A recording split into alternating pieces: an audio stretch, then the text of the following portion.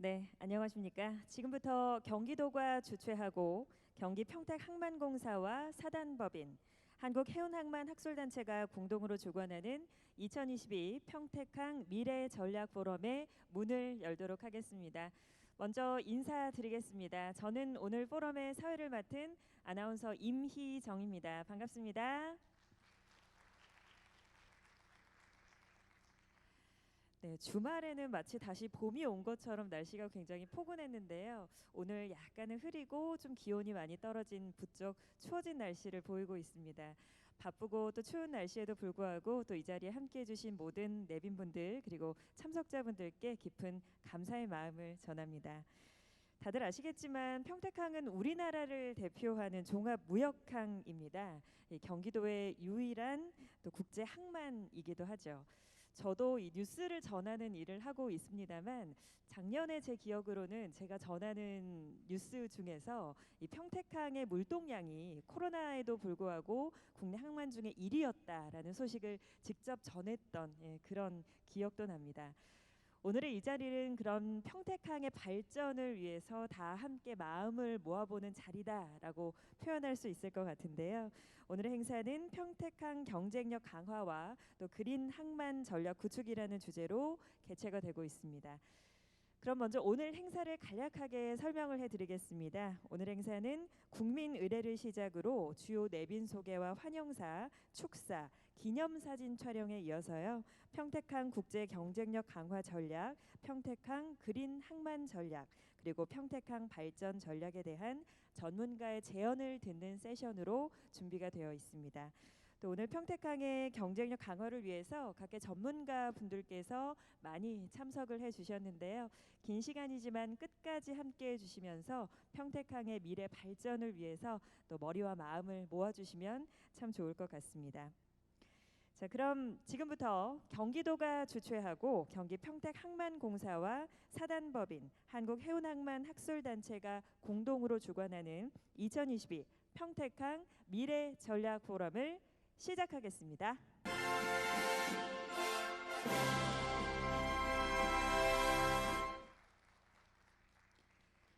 네, 먼저 국민의례가 있겠습니다. 모두 자리에서 일어나 정면의 국기를 향해 주시기 바랍니다.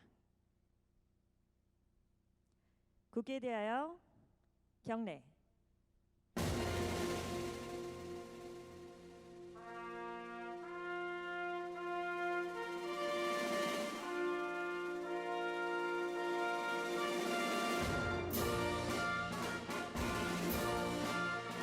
나는 자랑스러운 태극기 앞에 자유롭고 정의로운 대한민국의 무궁한 영광을 위하여 충성을 다할 것을 굳게 다짐합니다.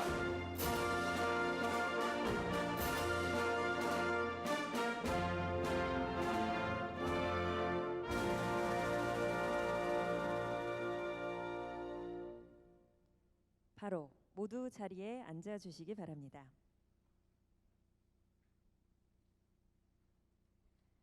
네, 다음으로는요 이제 내빈 소개 시간인데요. 오늘 이 뜻깊은 행사를 위해서 또 어려운 시기에 시간을 내서 참석해주신 주요 내빈 분들을 소개를 해드리겠습니다.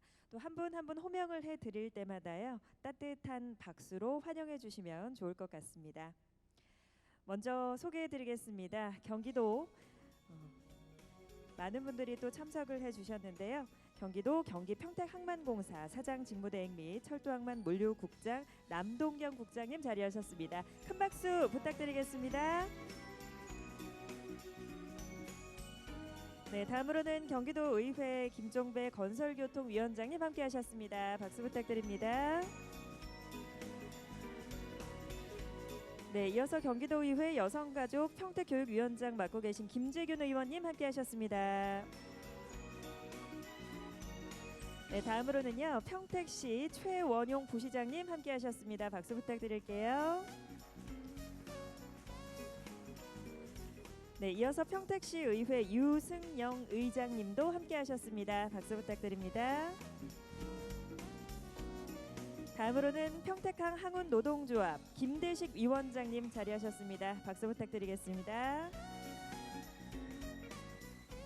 다음으로는 한국해운항만학술단체협의회에서 한종길 회장님도 참석하셨습니다. 박수 부탁드릴게요. 네, 이어서 한국해양수산개발원 김근섭 본부장님도 함께하셨습니다. 박수 부탁드립니다. 네, 다음으로는 한국국제상학회 박영태 학회장님 참석해 주셨습니다. 박수 부탁드립니다.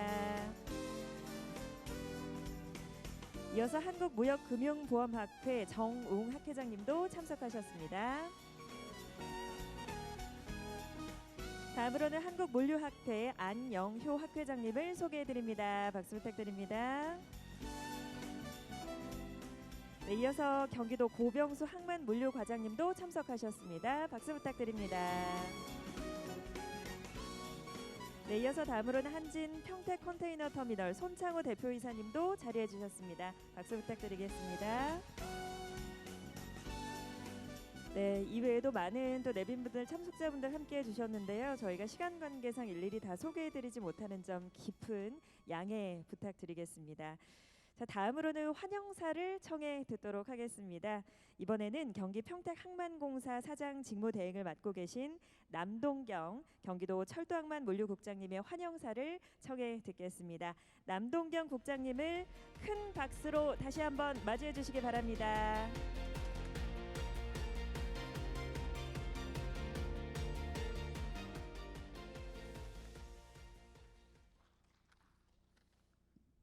안녕하십니까. 경기 평택항만공사 사장 권한대행 남동경 철도항만물류국장입니다. 오늘 2022년 평택항 미래전략 포럼에 참석해 주신 해운물류 관계자 여러분 진심으로 환영합니다. 평택항은 경기도 유일의 국제무역항으로서 대한민국에서 가장 큰 면적과 인구를 배후로 하는 우수한 입지의 성장 가능성이 매우 큰 항만입니다. 1986년에 개항하여 현재까지 35년의 짧은 역사를 가졌지만 평택항은 전국 31개 무역항 중 최단기간 물동량 1억 톤 돌파와 12년 연속 자동차 수출입 1위를 기록하였습니다. 경기도는 평택항을 적극 육성하기 위해서 항만 개발 및 시설 운영 관리, 배후단지 운영 관리 등 항만 발전을 위해 노력하고 있습니다. 또한 화물 유치와 신규 항로 개설 인센티브 지원 정책 등 항만 이용 고객을 위한 지원을 아끼지 않고 있습니다. 2022년 평택항 미래전략 포럼은 더 큰 도약을 위하여 각계 물류 전문가를 모시고 평택항의 대중국 국제 경쟁력 강화와 탄소 중립 그린 항만 전략 등을 모색하기 위한 자리입니다. 전 세계 인플레이션, 러시아 우크라이나 전쟁 등 급변하는 글로벌 항만 경제 상황에서 평택항이 나아갈 방향과 지역 경제 활기를 불어넣어줄 지혜에 대한 논의가 이루어지길 바랍니다. 더불어 세계 기후 위기 속 수소항만 평택항의 역할을 기대해 봅니다. 이 자리에서 제시해 주시는 소중한 의견이 평택항 발전에 많은 도움이 될 것으로 생각하며 향후 경기도 항만 정책에 적극 반영하여 추진해 나가도록 하겠습니다. 감사합니다. 네, 감사합니다. 남동경 국장님의 환영사로 오늘 또 개회의 또 문을 활짝 열어봤습니다. 자, 다음으로는요 축사를 청해 듣도록 할 텐데요. 혹시나 이후에 축사를 하러 오시는 내빈분들께서는 객석과 또 무대 사이에 거리가 있기 때문에 마스크를 잠시 벗으시고 말씀을 해주셔도 괜찮을 것 같습니다. 먼저 김동연 경기도지사께서요 축사를 영상에 담아 보내주셨는데요. 김동연 지사님의 축사를 앞쪽 화면으로 함께 만나보시겠습니다. 2022 평택항 미래전략 포럼 개최를 우리 1390만 도민과 함께 진심으로 축하드립니다. 평택항은 어느새 전국 5대 무역항이자 중국, 동남아 등 19개 항로를 운영하는 수도권과 중부권의 물류 거점이 되었습니다. 대추가 저절로 붉어질 리 없다는 어느 시인의 말이 떠오릅니다. 평택항에는 여기 계신 선사, 물류기업, 포워더 등 해운항만 관계자 여러분의 땀과 노력이 담겨 있습니다. 경기도 역시 항만 배후단지 개발과 평택항 활성화를 위해 부단히 노력하고 있습니다. 앞으로도 우리 평택항에 대한 관심과 지원을 아끼지 않겠습니다. 다시 한번 오늘 포럼 개최를 진심으로 축하드리면서 참석하신 모든 분들의 건승과 우리 평택항의 도약을 기원합니다. 감사합니다. 네, 박수 부탁드립니다. 네, 도정 업무로 바쁘신 관계로 일정상 직접 이 자리에 참석은 못하셨지만 또 마음을 담아서 평택항을 응원하는 말씀, 또 축사를 영상으로 함께해 주셨습니다. 감사합니다. 자, 다음으로는 경기도의회 건설교통위원회 위원장이신 김종배 위원장님의 축사를 직접 청해 듣도록 하겠습니다. 김종배 위원장님을 앞쪽 무대로 모시겠습니다. 여러분 다시 한번 큰 박수 부탁드립니다.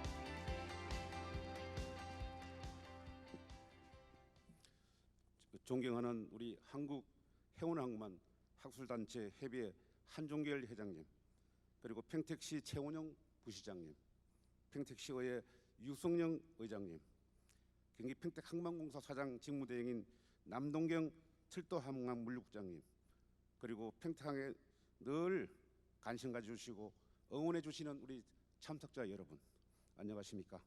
경기도의 건설교통위원회 김종배 위원장입니다. 대한민국 5대 항만인 평택항의 발전 전략 모색을 위해 2022 평택항 미래 전략 포럼 개최를 1,390만 경기도민과 함께 진심으로 축하드립니다. 경기도의 지속적인 발전을 위해서 도 유일 국제 무역항인 평택항의 발전은 반드시 필요합니다. 평택항은 우리나라 31개 국제 무역항 중 중국과 최대한 거리에 위치해 있는 무역항으로 전체 물동량의 80% 이상이 중국 간 컨테이너 교역량입니다. 평택항의 국제 경쟁력 강화 전략 방안을 논함에 있어 중국은 전략적으로 빼놓을 수 없는 국가입니다. 또한 친환경 항만으로서 시스템 전환은 거부할 수 없는 세계의 흐름입니다. 이러한 대외 환경 속에서 평택항이 글로벌 국제 경쟁력을 갖춘 동북아 거점 항만으로 성장할 수 있도록 경기도와 평택시 관련 단체 여러분들의 관심과 지원이 그 어느 때보다도 중요하다고 생각됩니다.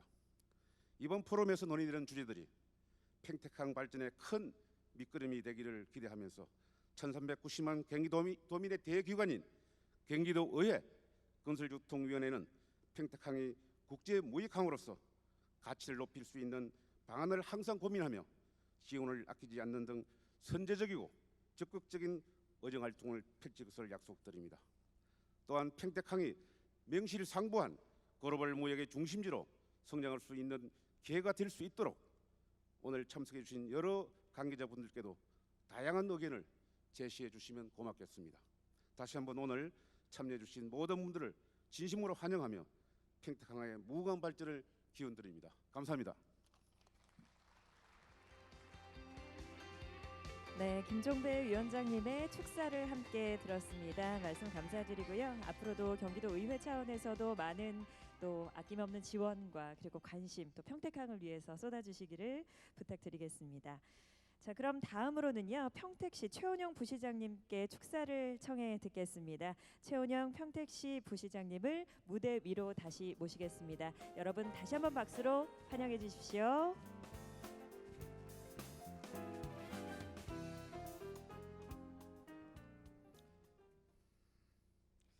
안녕하십니까. 평택시 부시장 최원영입니다. 정명근 시장님께서는 관내에 다른 일정이 있어서 제가 대신 축사를 하게 됐습니다. 그 축사를 대독토록 하겠습니다. 코로나19 영향 등 국내의 어려운 여건에도 불구하고 평택항 미래전략 포럼을 준비해 주신 경기도와 경기 평택항만공사, 해운항만 학술단체 협의회 관계자 등 여러분께 진심으로 감사의 말씀을 드립니다.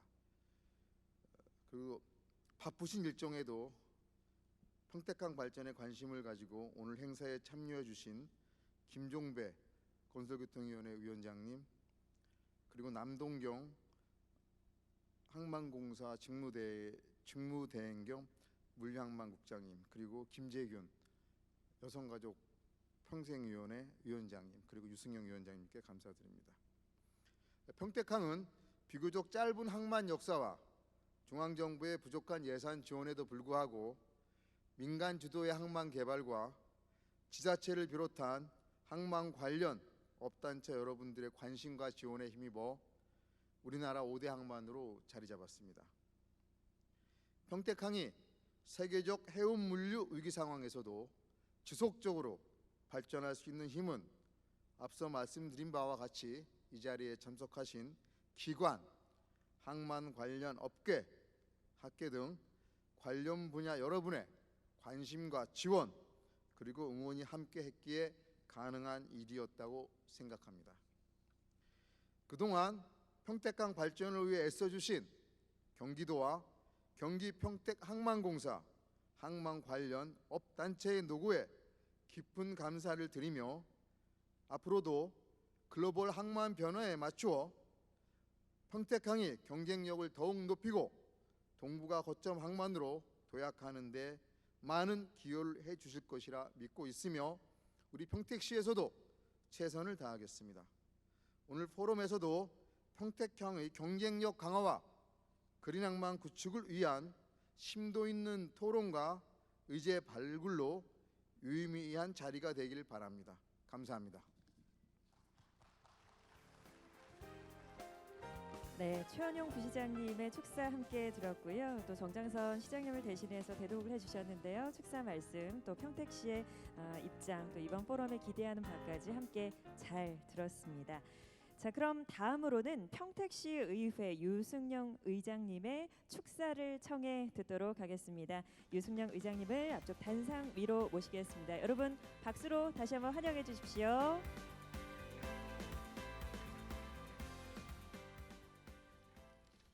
네, 안녕하십니까. 평택시의회 유승영 의장입니다. 2022년 평택항 미래전략 포럼 개최를 축하드리며 오늘의 포럼을 개최하느라 애써주신 우리 김동현 경기도지사님 그리고 평택항만공사의 남동경 차장 직무대행님을 비롯한 관계자 여러분들께 진심으로 감사드립니다. 최근 평택에는 포승수소 생산기지 착 완공과 액화수소 전문 기업인 평택공장 기공식이 있었습니다. 이처럼 수소 인프라가 차질 없이 구축되고 있다는 점에서 평택항은 친환경 항만으로 변하는 데 매우 유리한 조건에 있습니다. 또한 평택항의 발전을 위해서는 우선 항만을 수출입하는 화물의 통과 장소로서의 물류 항만이 아니라 문화, 관광, 레저, 등 부가가치를 창출할 수 있는 시각으로의 종합적인 접근도 필요하다고 생각합니다. 또한 앞으로 4차 산업혁명 기술을 통하여 스마트 항만 시대가 열리고 있는데 평택항은 이러한 항만의 진화와 변화에 어떻게 대응할 것인지에 관한 논의도 필요하다고 봅니다. 오늘 포럼에서 다양한 정보와 의견들이 공유돼서 평택항의 미래 발전에 밑거름이 되는 유익한 자리가 되기를 기대합니다. 감사합니다.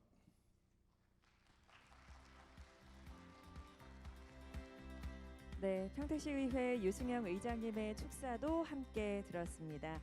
자, 다음으로는요, 이 마지막 축사로 이번 행사의 공동 주관을 맡아주신 사단법인 한국해운항만학술단체협의회 한종길 회장님의 축사를 청해 듣겠습니다.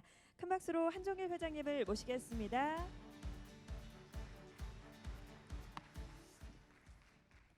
안녕하십니까. 이번 행사의 공동 주최를 맡은 한국해운항만학술단체 협의회 회장 한종길입니다. 먼저 2022 평택항 미래전략포럼 개최를 진심으로 축하드립니다. 오늘 이렇게 해운항만 국제물류 전문가들을 한자리에 모시고 평택항 국제 경쟁력 강화 전략에 관한 연구 성과와 또 평택항의 그린항만 전략 발표를 함께 할 수 있게 귀한 기회를 마련해 주신 우리 김동현 경기도지사님 그리고 김종배 경기도의회 건설교통위원장님 그리고 김재균 위원장님 또 최원용 평택시 부시장님 또 평택시의회 유성영 의장님 그리고 오늘 이 자리를 마련해 주신 경기 평택항만공사 남동경 사장 권항대행님께 감사드립니다. 그리고 이 자리에 함께해 주신 양창호 전 한국해양수산개발원 원장님 그리고 하영석 계명대학교 전 부총장님께도 감사드립니다.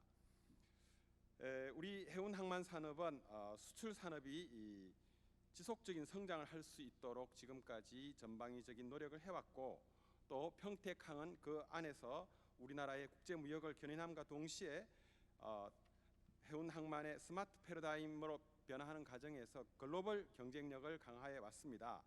그렇지만 코로나 이후에 평택항에는 새로운 과제가 또 부과되고 있습니다. 평택항에는 우리가 잘 아는 북미 항로라든지 유럽 항로와 같은 국제 기간 항로에 직기항하는 그런 선박의 유치가 무엇보다도 필요한 과제입니다. 평택항의 배후권역인 수도권에 입지하는 기업의 국제 물류에 관련된 경쟁력을 강화하기 위해서 평택항의 글로벌 항로 확장이라고 하는 것은 우리가 더 이상 미룰 수 없는 과제라는 것을 알고 있습니다. 뿐만 아니라 동남아시아로부터 또 중국으로부터 화물의 집화를 위한 피드 항로망을 충실화하는 것도 계속 해나가야 될 과제라고 알고 있습니다.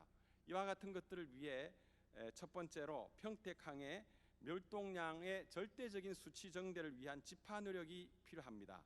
그리고 두 번째로 평택항 배후지를 활용한 화물 창출 노력, 그리고 세 번째로 항만 자동화와 같은 그런 노력들에 따라서 항만 노동 환경의 개선과 또 세계 최고 수준의 생산성 창출, 그리고 새로운 컨테이너 터미널의 개장과 같은 그런 경쟁력 강화 노력이 새로 보태져야 할 것이고, 마지막으로 경기 평택항만공사가 이제 설립된 지 22년이 지났다는 것을 고려해서 지금까지의 실적을 검증하면서 그린 스마트 항만이라는 평택항의 어떤 비전을 재설정하는 그런 노력도 같이 해야 할 것으로 알고 있습니다. 이러한 맥락에서 오늘 평택항 경쟁력 강화와 그린 항만 전략 구축이라는 주제로 진행될 오늘 포럼에서 발표될 내용들이 평택항이 앞으로 글로벌 무역 거점 항만으로 성장하기 위한 다양한 정책 재원과 국제적 추세에 선제적으로 대응해 나가는 데 있어서 귀중한 자료로 사용될 것이라고 생각합니다. 어려운 환경 속에서 개최되는 오늘 행사가 우리 평택항의 국제적 위상을 강화하고 우리나라 해운항만이 평택항을 중심으로 더욱 발전해 나갈 수 있는 소중한 계기가 되기를 기대합니다. 우리나라 해운항만 무역 물류를 학계를 대표하는 15개 학회가 함께하고 있는 한국해운항만학술단체 연합회도 평택항의 글로벌 경쟁력 강화를 위해서 앞으로도 계속 함께 할 것임을 이 자리를 빌어서 약속드립니다. 끝으로 오늘 행사를 위해 수고해 주신 경기도와 경기 평택항만공사 관계자들과 발표자, 토론자, 그리고 우리 연합회 학회장님들께 다시 한번 감사의 말씀을 드리면서 참석하신 모든 분들의 행운과 발전을 기원합니다. 감사합니다. 네, 한종길 회장님의 축사를 함께 들었습니다. 마지막 축사이니만큼 전체적인 것들을 잘 정리해 주셨고요. 관계자들부터 모든 참석자분들까지 감사의 인사까지 잘 챙겨 주셨습니다. 그러면 내빈 소개를 한 분 더 해드릴까 하는데요. 도착을 하셨다고 해서 다시 한번 인사를 드리도록 하겠습니다. 평택 당진항 발전협의회 최성일 회장님도 자리하셨다고 합니다. 박수 부탁드리겠습니다. 네, 그럼 이것으로 개회 행사를 마치고요. 또 이 자리를 위해 참석해주신 주요 내빈분들 그리고 세선 발표자분들을 모시고요. 단체 기념사진 촬영하는 시간을 갖도록 하겠습니다.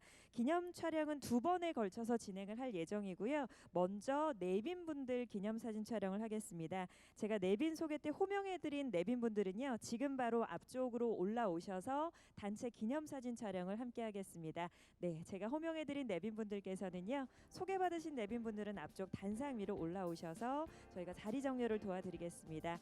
기념사진 촬영 함께하도록 하겠습니다.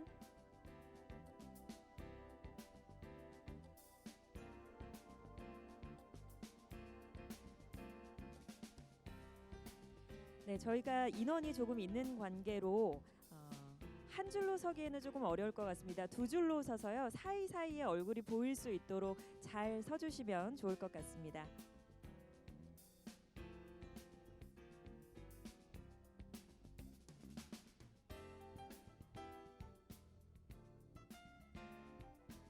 네, 오른쪽으로도 조금 더 오셔도 될 것 같습니다. 네, 오른쪽으로 조금만 더 이동해 주실까요?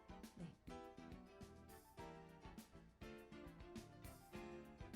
네, 오른쪽 앞쪽에 더 쓰셔도 될 것 같습니다. 네, 제가 있는 쪽으로 좀 더 오셔도 될 것 같습니다. 아, 일렬로 가능하다고 하네요. 네, 쭉 서서 단체 사진 촬영 함께 하겠습니다. 제가 혹시 나올까요? 아, 괜찮습니까? 마스크를 쓰고 한 번, 그리고 벗고 한 번, 두 번을 촬영하겠습니다. 먼저 쓰고 촬영을 하겠습니다. 앞쪽 중앙 카메라 위주로 봐주시고요. 마스크를 잘 착용하시고 촬영하겠습니다. 네, 눈웃음 쳐주시면서 함께 하겠습니다. 그리고 오른손 주먹 주시고요. 제가 평택항 하면 화이팅 한번 외쳐주시면 좋을 것 같습니다. 자, 평택항 화이팅! 박수 한번 부탁드리겠습니다.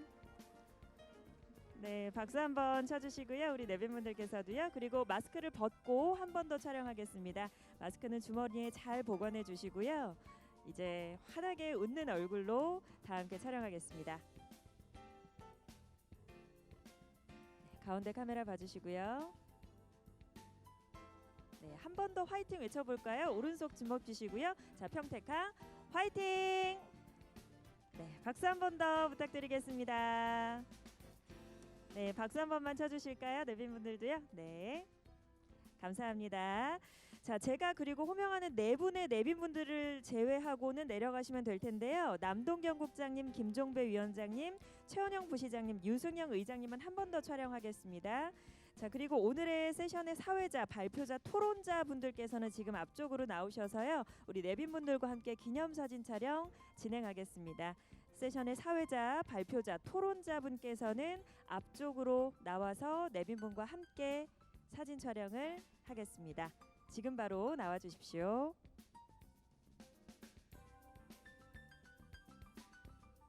계단 조심하셔서 올라오시고요. 우리 내빈분들과 함께 기념사진 촬영 함께 하겠습니다. 먼저 마스크를 쓰고 촬영하고 그 다음에 벗고 촬영하겠습니다.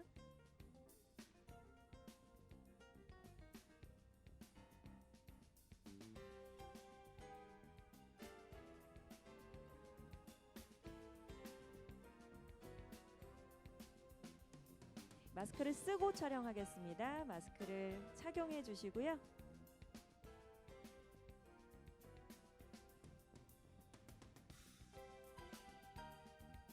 네, 눈웃음 지어주시고 화이팅 한번 할까요? 오른손 주먹 주시고요. 자, 평택항 화이팅! 감사합니다. 이제 박수 한번 쳐주시고요. 네, 감사합니다. 이제 마스크를 벗고 한 번 더 환하게 웃는 모습으로 촬영하겠습니다. 주머니에 잘 보관해 주시고요. 네, 환하게 웃어주시면서 앞쪽 카메라 보시면서 촬영하겠습니다.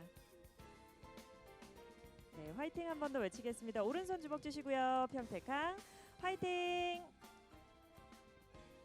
마지막으로 다 같이 박수 한번 부탁드리겠습니다. 네, 감사합니다. 안전하게 자리로 돌아가시면 되겠습니다.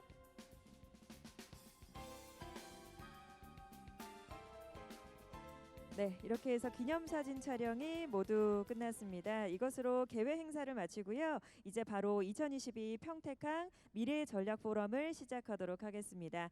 잠시 저희가 세션을 위해서 단상을 정리하는 동안 오늘의 첫 번째 세션에 대해서 간략한 소개를 해드리도록 하겠습니다. 오늘 준비된 첫 번째 세션은 평택항 국제 경쟁력 강화 전략이라는 주제로요. 국제통상, 물류, 여객 등 각 분야를 대표하는 전문가 분들께서 함께해 주실 예정입니다. 첫 번째 세션은 양창호 성결대학교 특임 교수님께서 좌장을 맡아서 진행해 주시겠는데요. 양창호 특임 교수님을 간략하게 설명을 해드리자면 최근 컨테이너선 해운 경제라는 책자를 발간하셨다고 합니다. 관심 있게 봐주시면 좋을 것 같고요. 2019년까지는 한국해양수산개발원장으로 재직을 하셨고요. 한국해운협회 상근 부회장으로도 내정되신 또 해운항만 분야의 국내 권위자다라고 표현할 수가 있을 것 같습니다. 평택항 국제 경쟁력 강화 전략이라는 주제로 오늘의 첫 번째 세션이 시작이 될 텐데요. 말씀해드린 대로 좌장은 양창호 선결대학교 특임 교수님께서 맡아주실 예정입니다. 강연도 해주시고요. 간단한 토론 그리고 많은 분들께서 또 평택항의 세계적인 항만으로 도약을 위해서 또 어떤 발전 전략을 세워야 할 것인지를 도모해 주실 예정입니다.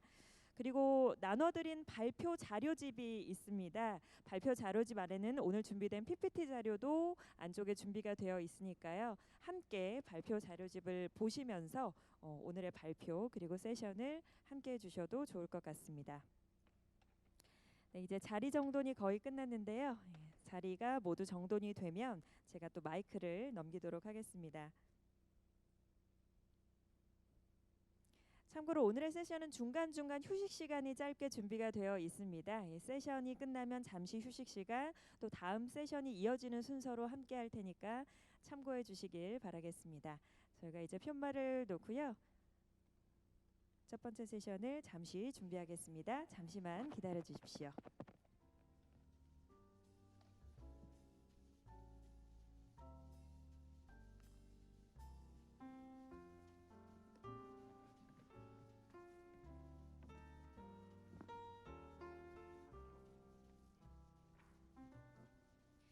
네, 그리고 참고로 시간이 조금 지연된 관계로 발표자 분들께서는 핵심 내용 위주로 조금만 더 시간을 줄여서 발표를 해주시면 감사하겠습니다.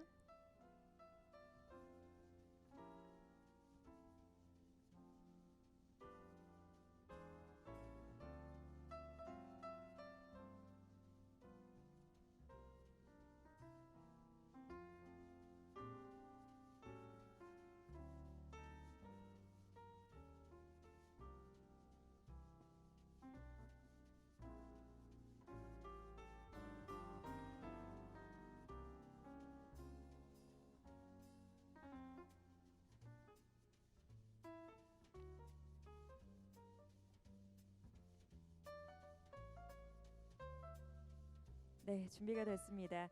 국제 경쟁력 강화 전략이라는 주제로 첫 번째 세션이 이제 곧 시작되겠습니다. 그럼 양창호 교수님께 마이크를 넘기도록 하겠습니다. 교수님을 앞쪽 단상 위로 모시겠습니다. 좌장을 잘 맡아서 오늘의 첫 번째 세션을 진행해 주시면 감사하겠습니다. 네, 나머지 분들도 지금 올라오셔서 함께 해주시면 좋을 것 같습니다. 양창호 교수님께 먼저 박수 한번 부탁드리겠습니다.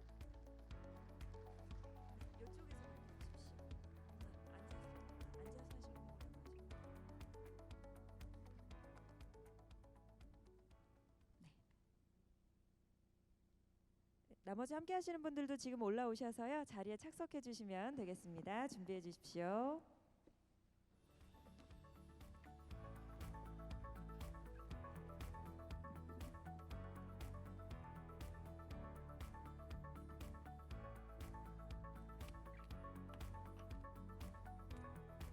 네, 여러분 다시 한번 박수 부탁드리겠습니다. 오늘의 첫 번째 세션이 시작되겠습니다.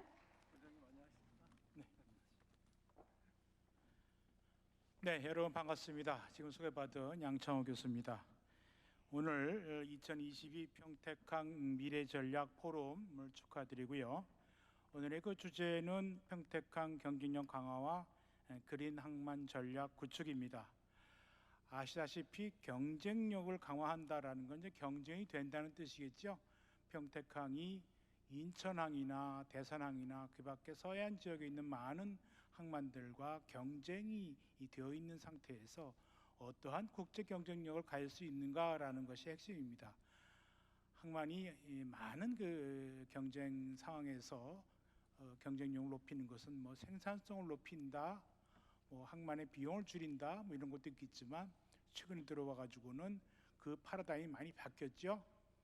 항만을 이용하는 많은 그 기업들이 글로벌리제이션 하에서 저희 다국적 기업화가 되면서 항만이 그냥 화물을 싣고 내리는 그런 장소라든지 또 해운의 필수 서비스를 제공해주는 그러한 곳이었지만 거기서 벗어나서 항만이 화주에게 어떠한 가치를 갖다 주는가라는 것이 작금의 항만의 경쟁력을 좌우하는 그런 일이 되었어요. 그래서 오늘의 그런 항만 경쟁력 강화라고 하는 그런 의미는 결국은 평택항을 이용하는 화주들에게 어떠한 가치를 전달해 줄 수 있는가라는 것을 제도적으로 그리고 실행적으로 할 수 있는가라고 하는 것을 발표하고 토론하고 생각해보는 그런 자리가 되어야 될 거라고 생각합니다. 경쟁력을 강화한다는 뜻에서 항만의 화주에 가치 준다는 뜻은 결국은 항만 도시인 평택시가 더 많은 고용을 창출할 수 있다는 소리고요. 그 항만을 이용하는 화주들은 부가가치를 통해서 자기 제품이 더욱 가치가 올라간다는 뜻입니다. 이런 것은 결국은 항만 배후지에서 그런 부가가치 활동을 하는 것인데, 이 부가가치 활동이라는 게 그냥 활동이 아니고 항만이 원래 하려 했던 고유 활동이 아닌 활동들이에요. 그러니까 하역과 보관과 수송 이런 활동이 아니고 무슨 뭐 포장이라든지 가공이라든지 조립이라든지 그다음에 고객 서비스라든지 이렇게 화물의 가치를 높이는 비고유 활동을 한다는 뜻이죠. 항만이 비고유 활동을 할 수 있도록 평택시도 평택항도 일을 해야 되는데 그 방향이 어떤 것인지 이런 것에 대해서 논의를 아마 하는 것으로 이렇게 봐야 될 것 같습니다.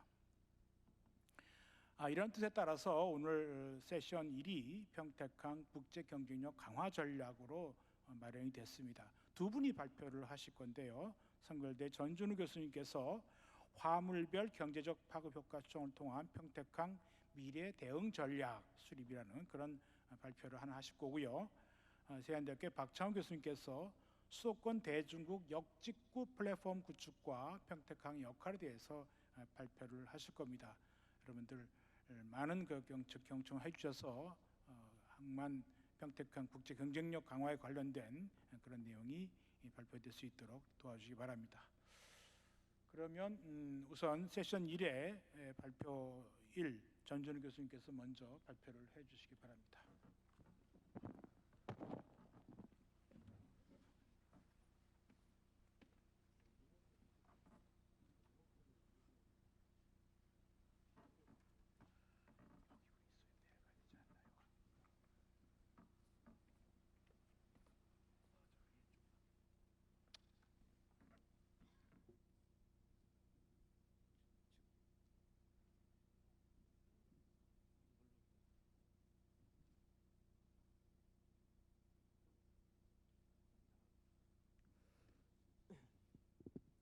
안녕하세요. 성결대학교의 전준우 교수입니다. 오늘 이제 제가 발표할 주제는요, 화물별 경제적 파급 효과 추정을 통한 평택항 미래 대응 전략 수립에 관련된 연구입니다. 발표 순서는요 오른쪽과 같습니다. 시간이 많이 없다는 얘기를 들어서 핵심만 제가 간략하게 설명드리도록 하겠습니다. 제 소개는요, 제가 지금 연구하고 있는 프로젝트랑 논문은 이제 책자를 참고해 주시면 감사하겠습니다. 먼저 연구의 필요성입니다. 지금 보시면 한중항로 개방에 대응하기 위한 평택항의 대응 전략 수립의 필요성, 그리고 향후 인천항과 상호 독립된 항만으로 발전 전략이 필요한 상황입니다. 따라서 이제 제가 이 연구를 통해서 이제 보고자 하는 건요, 평택항과 인천항의 관계를 파악을 하고요, 그리고 평택항의 주요 품목을 선정을 하도록 하겠습니다. 이를 통해서 과연 평택항의 주요 품목이 다른 항만들과 비교했을 때 향후 미래 경쟁력이 있는지 파악을 해서 평택항의 발전 방향을 제시하는 것을 연구의 목적으로 했습니다. 이제 다음은 제가 연구에 사용된 방법론입니다. 제 연구는요, 다음과 같은 흐름을 통해서 진행이 되었습니다. 지금 잘 보이시지는 않는데 제가 간략하게 좀 설명을 드리도록 하겠습니다. 먼저 클러스터 분석을 적용을 했습니다. 이 클러스터 분석을 통해서요, 평택항과 인천항의 관계를 파악을 하고요, 그리고 평택항의 주요 품목을 선정을 하기 위해서 경제적 파급 효과를 분석을 했습니다. 이를 통해서 평택항의 주요 품목을 선정을 하고 딥러닝을 적용을 해서 물동량을 예측을 해서 향후에 평택항의 주요 품목이 다른 항만들과 비교했을 때 경쟁력이 있는 품목인지를 확인을 했습니다. 이제 앞에서 말씀드린 연구 방법론에 대해서 핵심만 설명드리도록 하겠습니다. 기본적으로 이 클러스터 분석을 처음에 적용을 했는데요. 이는 이제 데이터 집단에 대표할 수 있는 대표점을 찾는 것으로 데이터 마이닝의 가장 기본적인 분석 방법입니다. 본 연구에서는 이제 클러스터 분석을 적용을 해서 평택항과 인천항의 관계를 파악을 하려고 했습니다. 그리고 이제 두 번째는요, 산업 연관 분석을 적용을 했습니다. 산업 연관 분석은요, 생산 활동을 통해 이루어지는 상호 연관 관계를 바탕으로 경제적 파급 효과를 분석할 수 있는 분석 방법론입니다. 이제 평택강 품목별 물동량의 경제적 파급 효과를 분석하기 위해서 산업 연관 분석을 적용을 했습니다. 다음은 이제 딥러닝 방법인 LSTM을 적용을 했습니다. 이 딥러닝 방법을 적용을 해서요, 평택강 물동량을 예측을 했습니다. 그리고 딥러닝 예측 방법의 장점, 그리고 전통적인 시계열 방법의 특징은요, 책자를 참고해 주시면 감사하겠습니다. 다음은 이제 BCG 매트릭스입니다. 이 BCG 매트릭스는 미국의 보스턴 컨설팅 그룹이 개발한 분석 방법이고요. 이를 통해서 과연 육성 사업인지 또는 철수해야 되는 사업인지를 분석할 수 있는 분석 방법입니다. 따라서 평택항의 물동량이 미래 경쟁력이 있는지, 육성을 해야 되는 산업군인지 또는 철수를 해야 되는 산업군인지를 분석하기 위해 BCG 매트릭스를 적용을 했습니다.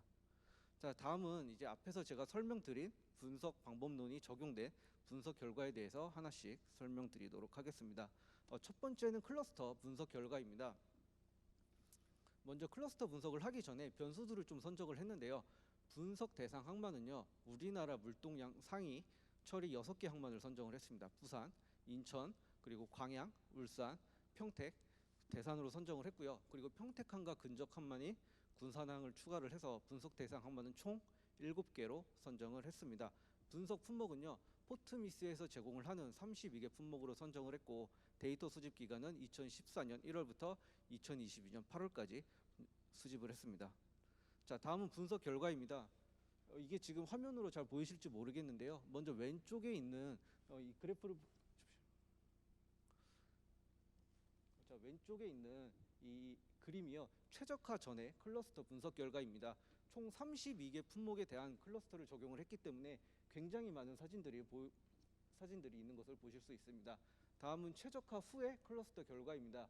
이 그래프 같은 경우에는요, 상위 품목 10개로 최적화가 된 것을 보실 수가 있습니다. 그리고 클러스터 최종 결과입니다. 기본적으로 같은 클러스터에 묶인 항만들은요, 물동량, 처리량, 그리고 처리하는 품목 기준으로 비슷한 항만들끼리 묶여 있는 것을 먼저 말씀드리도록 하겠습니다. 분석 결과를 보게 되면 인천, 광양, 울산이 첫 번째 클러스터로 분석이 되었고요. 그리고 두 번째 클러스터는 부산으로 분석이 되었습니다. 기본적으로 부산 같은 경우에는 물동량, 처리량 기준, 그리고 그런 것들을 봤을 때 다른 항만들과 아무래도 차이가 많이 나기 때문에 같은 클러스터에 어떠한 항만도 묶이지 않은 것을 보실 수 있습니다. 그리고 세 번째 클러스터가 평택, 대산, 군산으로 묶였습니다. 이러한 결과를 통해 알 수 있는 건요, 평택항과 그리고 인천항은요, 물동량, 처리량, 그리고 처리하는 품목 기준으로 봤을 때 같은 클러스터로 묶이지 않았습니다. 이게 얘기하는 거는 평택항과 인천항은 상호 경쟁 관계가 아니라는 거예요. 즉 상호 보완 관계를 뜻하는데, 기존 연구에서는 이제 제가 이러한 분석 결과를 가지고 기존 연구들을 좀 찾아봤습니다. 기존 연구에서는 평택항이 발전하기 위해서는 평택항의 물동량을 유치를 해야 된다, 인천항의 물동량을 가져와야 된다, 또는 뺏어와야 된다, 또는 인천항의 물동량이 평택항으로 전이되고 있다와 같은 연구들이 정말로 많이 있었습니다. 그런데 시각을 조금 바꿔서요, 이 분석 결과를 토대로 평택항은요, 인천항과 경쟁 관계가 아니라 상호 보완적인 관계입니다. 따라서 굳이 힘들게 인천항의 물동량을 유치하기보다는요, 평택항이 잘하고 있는 품목을 특화시키는 전략을 세우는 게 어떨까 했습니다. 그래서 평택항의 주요 품목을 선정을 했습니다. 그래서 평택항의 대표 품목입니다. 지금 보시게 되시면 포트미스 기준 32개 품목 중에 평택항이 처리하는 비중이 높은 품목을 선정을 했습니다. 지금 보시면은 석유가스 및 기타가스가 비중이 약 20%, 그리고 철강석이 약 17%, 차량 및 그 제품이 약 13%로 1, 2, 3위를 기록을 했습니다. 다만 이 물동량에서 그치지 않고요, 이 물동량의 경제적 파급 효과는요, 품목별로 분명히 다를 거예요. 그래서 이 지금 보시는 물동량, 평택항에서 처리하는 비중이 높은 품목을 기준으로 경제적 파급 효과를 분석을 했습니다.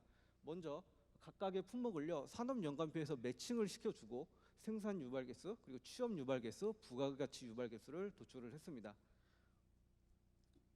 그리고 각각 품목별 물동량의 생산액을 추정을 하기 위해서 다음과 같은 절차를 거쳤습니다. 이 부분은 자세하게 설명드리는 것보다는 책자를 참고해 주시면 좋을 것 같고요. 크게 세 단계를 거쳤는데요. 첫 번째는 화물 수송 단계, 두 번째는 선박 입출항, 저반 정박 단계, 그리고 세 번째는 화물 입출항료, 이렇게 세 개의 단계를 거쳐서 각각 품목별 물동량의 생산액을 추정을 했습니다. 다만 계산의 편의를 위해서요, 초과 사용료는 계산하지 않았고 하역 보관 배송 단계의 비용은 계산하지 않았습니다.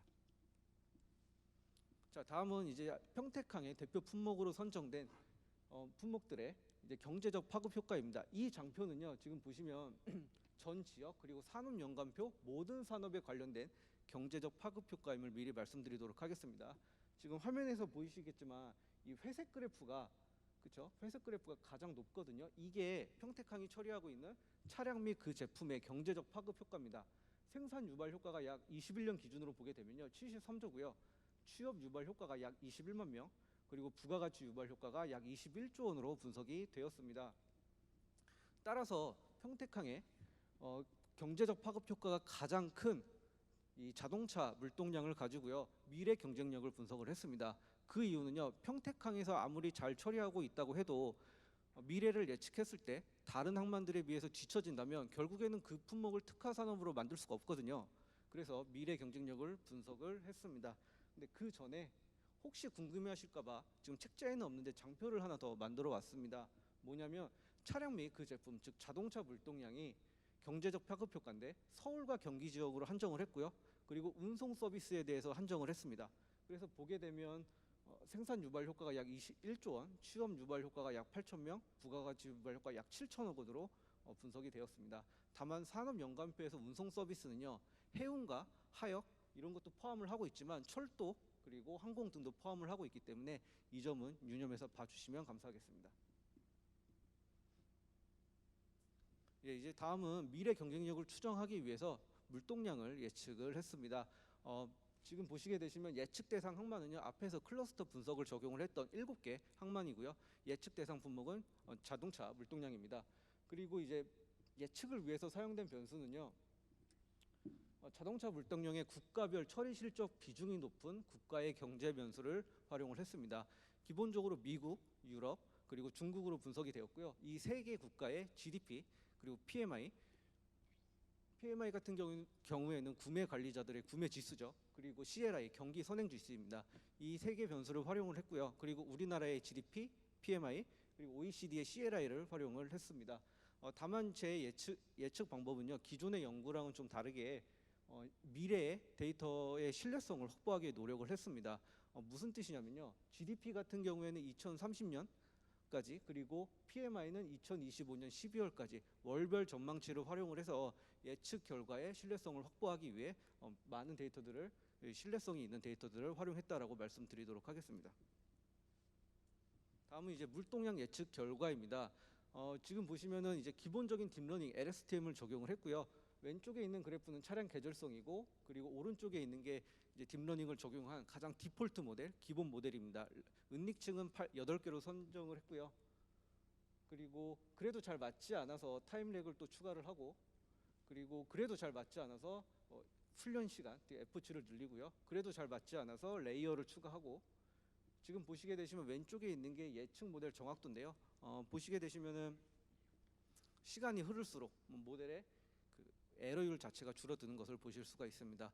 그리고 인공지능한테 이제 가장 좋은 베스트 모델을 찾게 하기 위해서 지금 보시게 되시면 은닉층은 레이어를 15배, 그리고 타임렉을 36개까지 학습하도록 해서요, LSTM 베스트 모델을 선정을 하도록 명령을 내렸습니다. 이를 통해서 이제 모델의 물동량 예측 정확도를 파악하기 위해 MAP, RMSE 그리고 R2를 적용을 했고요. 지금 보시게 되시면은 이제 인공지능 추천 모델인 LSTM이 가장 정확한 예측 모델로 분석이 되었습니다. 그래서 LSTM이 예측한 모델을 가지고요, 평택항의 자동차 물동량의 미래 경쟁력을 분석을 했습니다.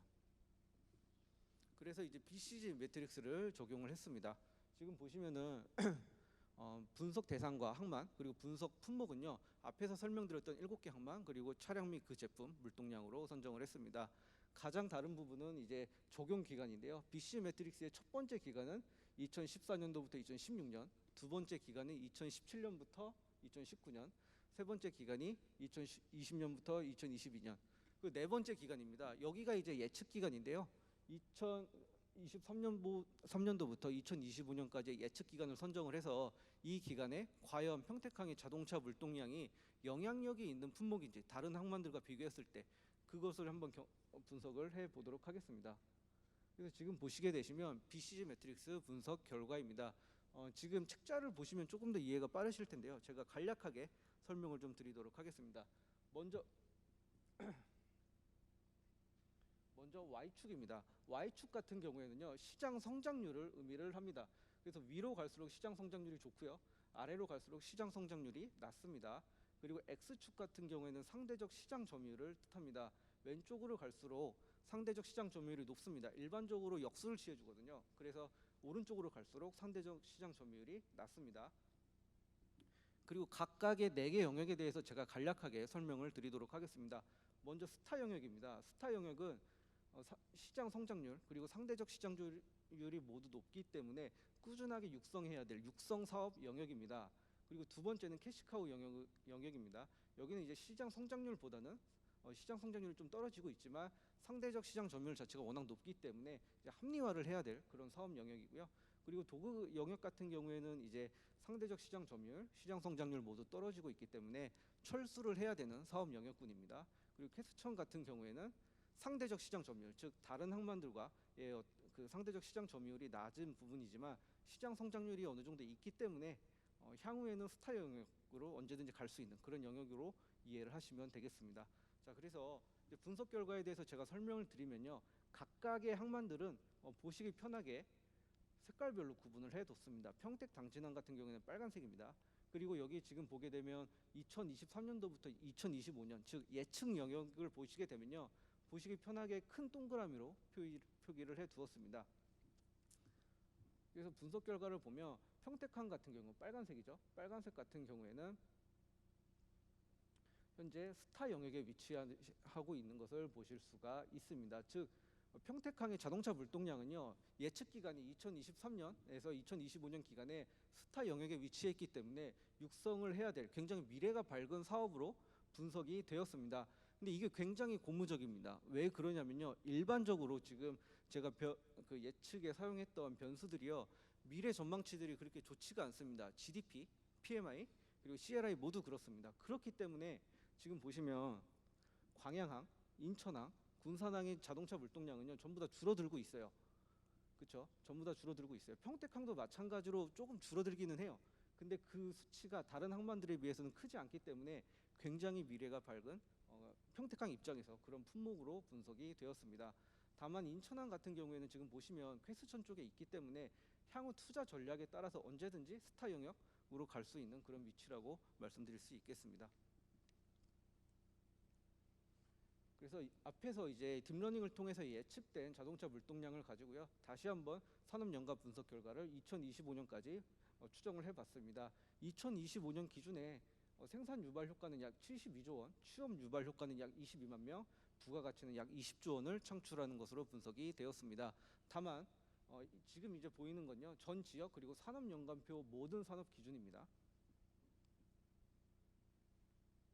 이러한 결과를 가지고 제가 실무자들과 좀 얘기를 많이 나눠봤어요. 근데 이 실무자분들이 보통 꼽는 한 2가지 큰 공통적인 문제점이 있었어요. 평택항을 이용을 하면서 첫 번째는 평택항 배후부지 여건이 좋지가 않습니다.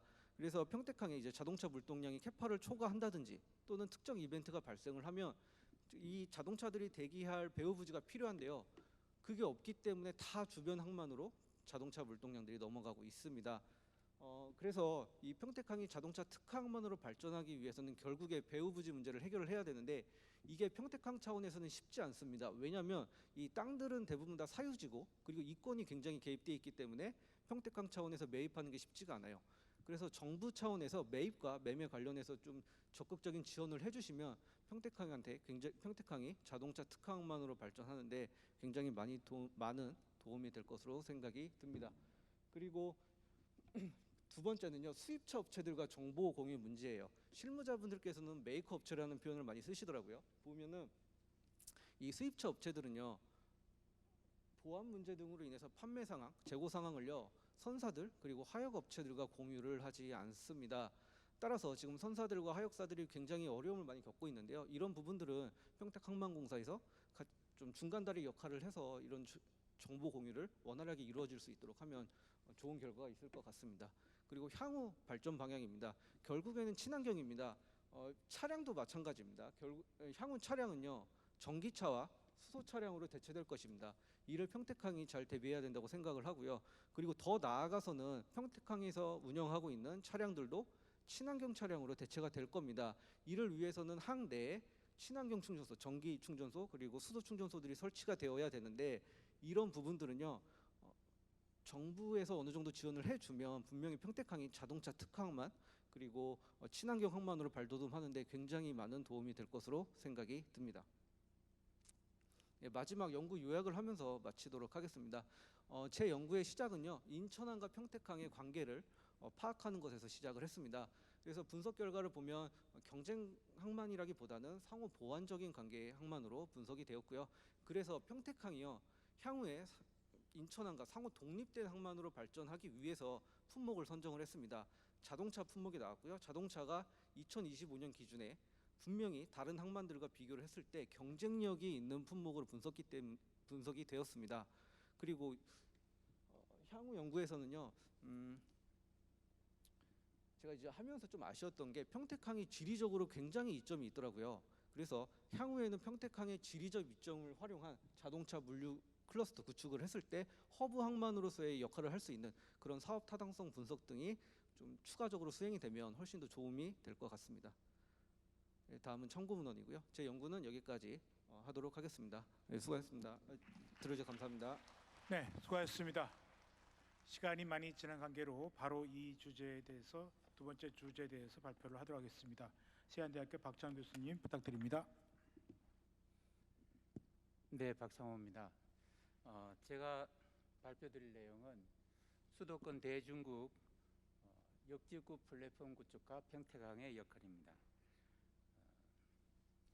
수도권 대중국 역지구 플랫폼 구축과 평택항의 역할과 과제 결론순으로 말씀드리겠습니다.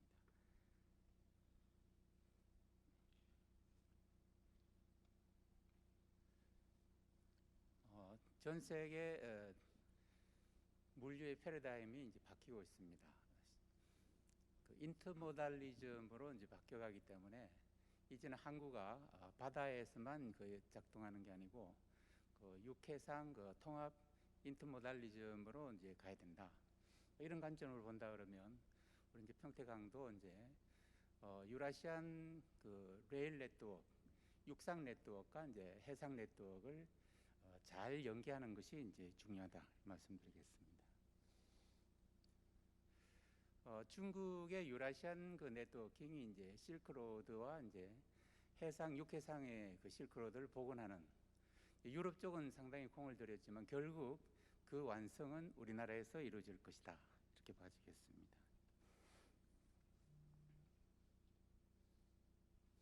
중국은 드라이도크들이 지금 구축되고 있습니다. 이렇게 이제 내륙항들이 구축이 되면 우리 이제 평택항도 이런 중국의 내륙항들과 어떻게 네트워킹하는가라는 것이 중요하겠습니다. 중국의 8종 8행입니다. 중국의 유라시안 대륙 고속철도가 이제 위시노우와 롱우 이 두 가지로부터 비롯돼서 많은 대륙 고속철도들이 운영되고 있습니다.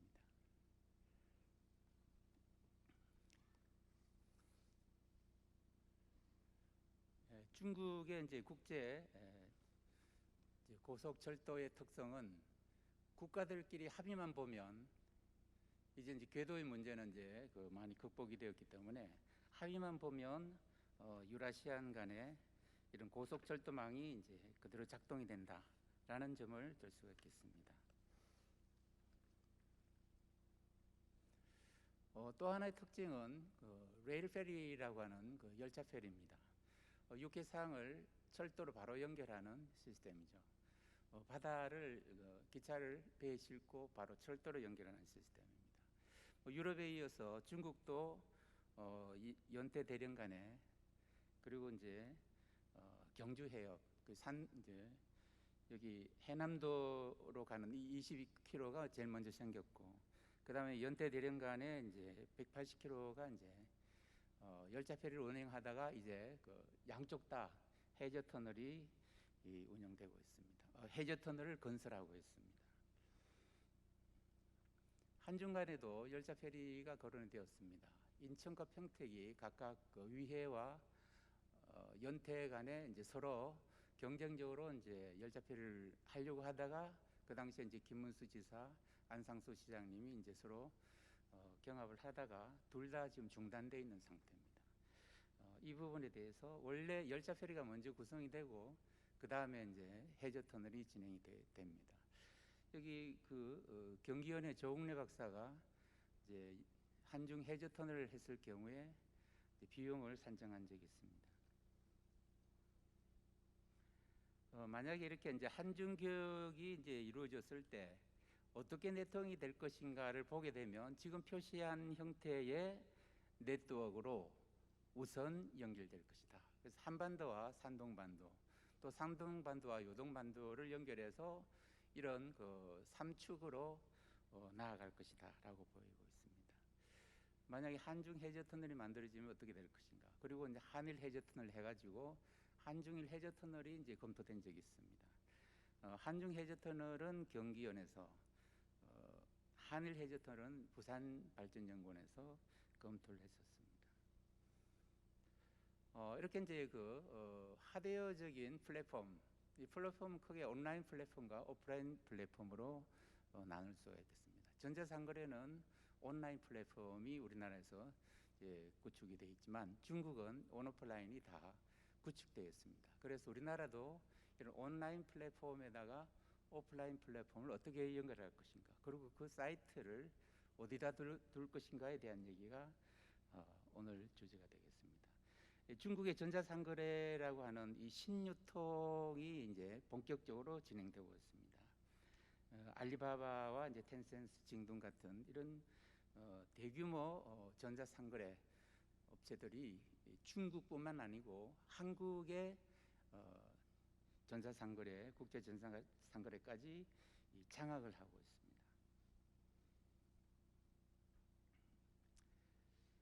중국의 국제 전자상거래 종합 시범구라는 것이 설립되어 있습니다. 중국은 뭐든지 국가적으로 먼저 시범구를 설치해서 효과를 확인하고 그 다음에 다시 이제 전국으로 이제 깔아 나갑니다.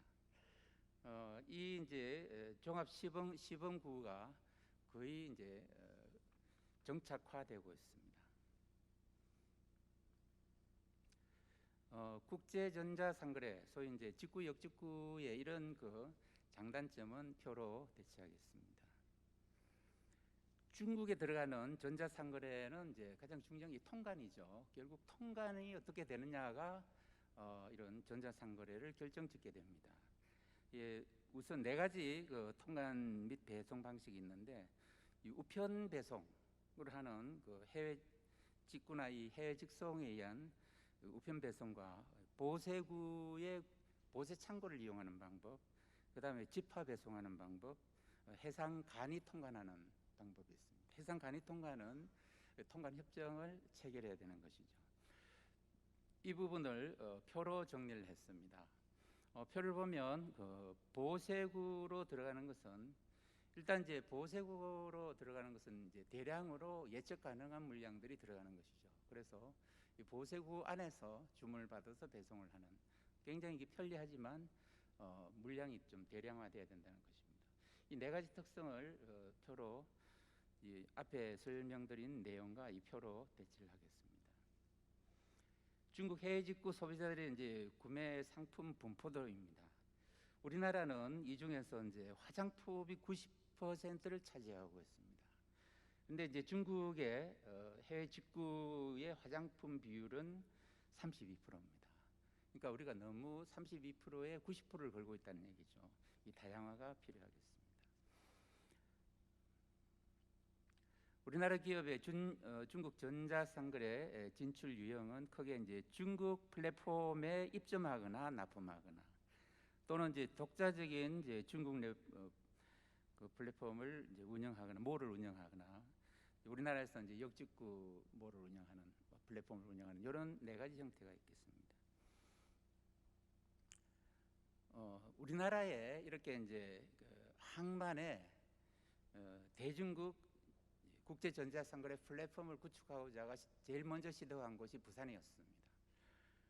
근데 부산에서는 중국에서 이제 이런 그 전자상거래 시범 도시가 이제 지정되니까 그럼 우리 부산항도 뭐 좀 해보자 해서 시작을 했는데 여기 이제 해양 산업 클러스터 쪽에 구축하려고 하다가 지금 여러 가지 이 문제로 인해서 이제 제대로 진행이 되지 않고 있습니다. 그리고 이제 인천도 역시 그 한중 FTA가 지정되었을 때 처음 이제 시범으로 지정될 때 인천과 웨이하이 간에 그 카페리를 통한 이제 통관 혜택을 주면서 중국 웨이하이에 인천관을 만들고 인천에 웨이하이관을 개관을 했습니다. 그리고 이런 그 대중국 전자상거래 특구 클러스터 구축을 송도 쪽에 추진을 했습니다. 난 이제 그 계속 이제 시장이 그 이제 이게 진보 보수 이렇게 계속 바뀌면서 아직도 이제 이 이제 지지부진한 상태에 있습니다. 이런 이제 우리나라에서의 이제 중국 전자상거래 플랫폼은 거의 업계에서는 온라인 플랫폼에 의존하고 있습니다. 그리고 이제 중국의 이제 이런 그 대규모 플랫폼에 흡수당해서 그 지사의 형태나 또 그 한국 지사와 협력하는 수준에 머무르고 있습니다. 중국은 국가적으로 시범지구를 지정하고 그리고 이제 대규모 이런 기업들이 이제 독과점을 해가는 과정에 우리 시장은 정부의 이런 지원도 없고 그리고 기업도 영세해서 거의 중국에 이제 좀 귀속화되어 가고 있는 실정입니다.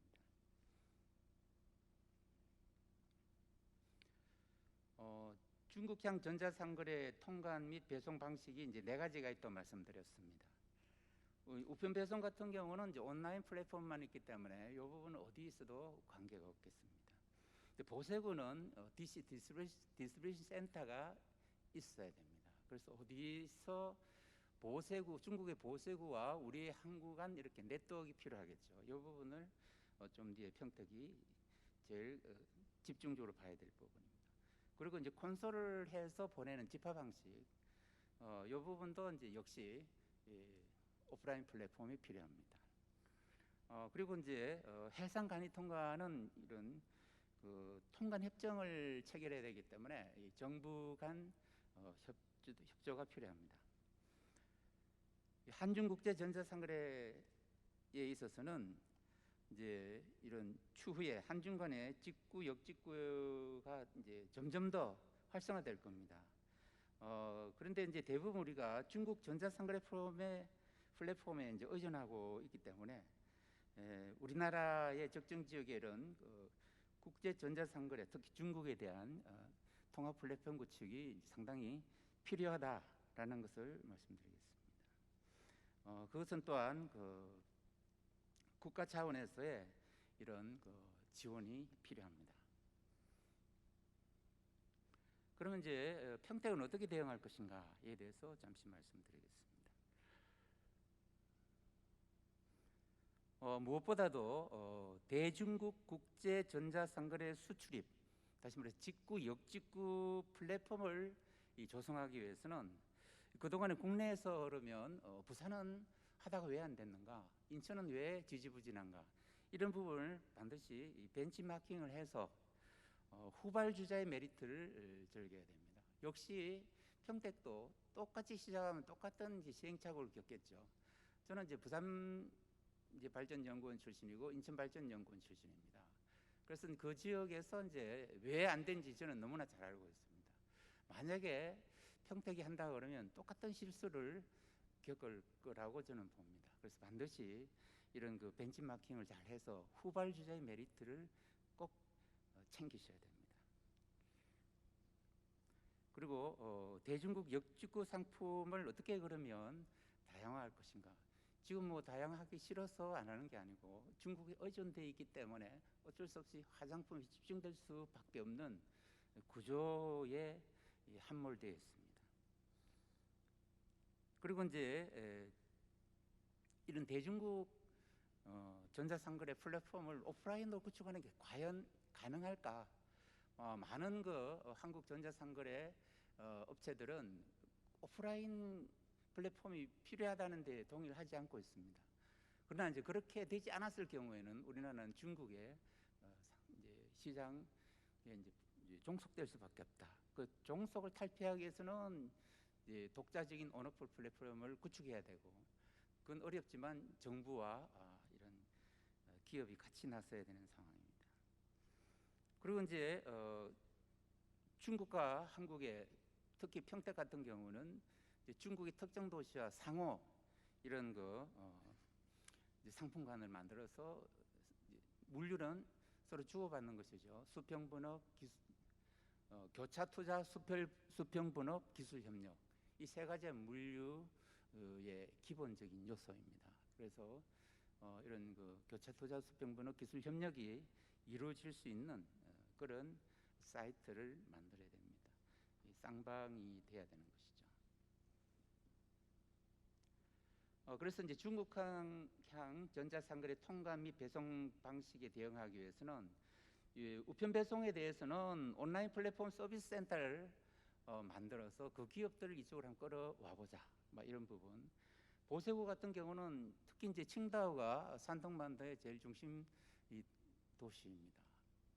칭다오를 점령을 해야만이 한반도에서 이제 대중국 네트워크의 핵심을 잡는 것입니다. 인천과 평택은 숙명적으로 청도에 대한 경쟁에서 이기는 쪽이 살아남게 되는 것이겠죠. 그래서 이 부분을 집중해야 될 것입니다. 그다음 지파 배송도 역시 마찬가지로 평택항에 온오프라인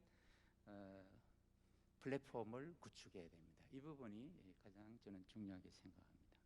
그리고 무엇보다도 정부에 제안을 해가지고 한중 통관 협정을 체결해서 평택항도, 인천항은 지금 인천 청도 간에 위동 페리에서 간이 통관을 하고 있습니다. 평택은 아직 안 하고 있죠. 이 부분에 대해서 이제 같은 지위를 요청해야 될 것입니다. 한중 국제 전자상거래 통합 플랫폼을 구축을 해야 된다라고 이제 말씀드리겠습니다. 그러면 이런 것들은 어떻게 이제 구성이 되는가? 지금 이제 전자상거래에 관련되는 오프라인들이 전부 다 따로 움직이고 있죠. 그런 것들은 이제 항만의 발전 과정에서 항만 배후에 이런 이제 항만 기능과 국제 전자상거래의 체계적인 집적이 이루어질 수 있는 이 클러스터 단지가 구성이 돼야 되는 것이고, 그 클러스터에서 평택 항만 국제 전자상거래의 이노베이티브 밸류, 이노베이티브 클러스터를 형성하면 경쟁력을 갖추게 된다는 것을 보여주고 있습니다. 그리고 이제 인천하고 이제 숙명적으로 평택은 산동반도에 대한 서로 주도권 싸움이 이루어집니다. 특히 이제 열차 페리는 김대중 대통령 이후에 지금까지도 계속 이루어다가 지난 이제 문정부 때 남북 문제 때문에 중단이 되었었죠. 다시 이 부분이 재개될 것으로 보입니다. 그러면 한반도와 산동반도 간의 네트워킹이 이루어집니다. 여기서 또 하나 평택이 유리한 조건이 하나 있습니다.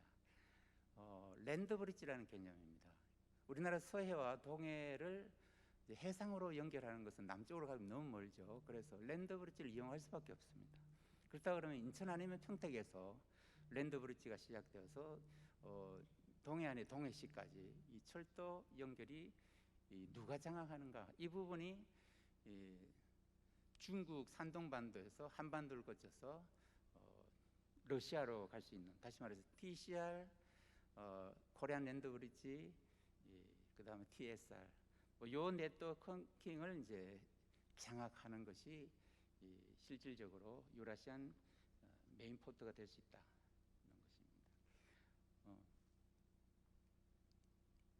지금 이제 평택에서 이제 포성에서 평택까지 이렇게 공사 구간이 약간 조정이 돼야 되는 것이죠. 그리고 여기 이제 계획들은 다 잡혀 있습니다. 이걸 어느 정도 빨리 하느냐에 따라서 이제 포성에서 이제 동해까지 네트워킹이 되겠죠. 그렇게 되면 이게 한국 쪽에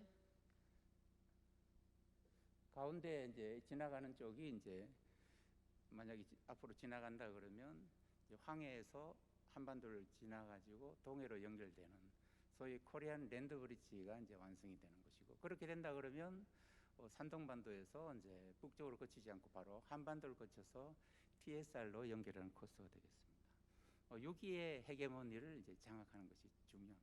그래서 평택은 이제 동해시나 동쪽에 있는 그 이제 항구 도시하고의 어떤 레일 네트워크를 구축하는 것이 굉장히 중요합니다.